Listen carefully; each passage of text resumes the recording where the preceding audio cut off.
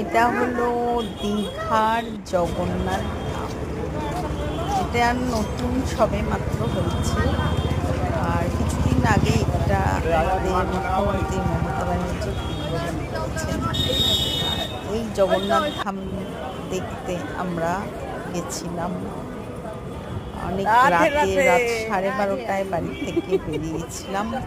আর পৌঁছেছিলাম আমরা 6:30 নাগাদ।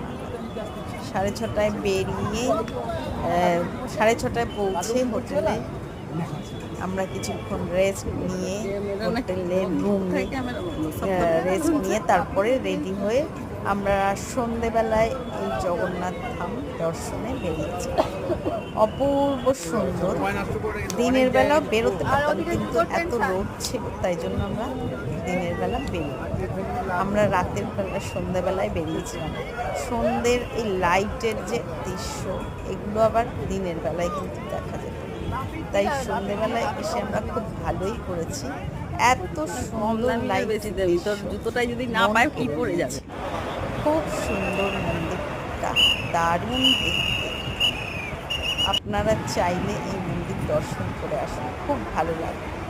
আর সামনে দেখুন কি সুন্দর পদ্মের পুকুর, দুই সাইডে পদ্মের পুকুর, তার মধ্যে কিছু ফুলও ফুটেছে। দারুণ দৃশ্য, দেখলে যেন মন জুড়ে যায়। তবে আমরা জগন্নাথ দেবের দর্শন করতে পারিনি, কারণ তারপরের দিন ছিল রথযাত্রা। আর রথযাত্রার দিন আমাদের মুখ্যমন্ত্রী মমতা বন্দ্যোপাধ্যায় এই জগন্নাথ দেবের মূর্তি উদ্বোধন করলে তবেই সেটা আমরা দেখতে পারতাম, কিন্তু আমরা তার আগের দিন গেছিলাম, তাই জগন্নাথ দেবের মূর্তি দেখতে পারিনি, কিন্তু আমরা মন্দিরটা দর্শন করে এসেছি। আমাদের তো ভীষণ ভালো লেগেছে, খুব ভালো লেগেছে। আপনারা চাইলে দর্শন করে আসুন, ভালো লাগবে।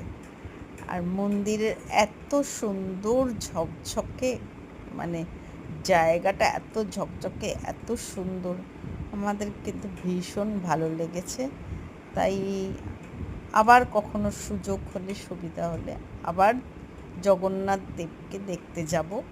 যদি জগন্নাথ দেব আমাদের ডাকে, নিশ্চয়ই তার ডাকে আবার দর্শন করে আসব। কেমন লাগলো এই জগন্নাথ দেবের মন্দির, জগন্নাথ ধাম, দীঘার জগন্নাথ ধাম কেমন লাগলো তোমরা জানিও।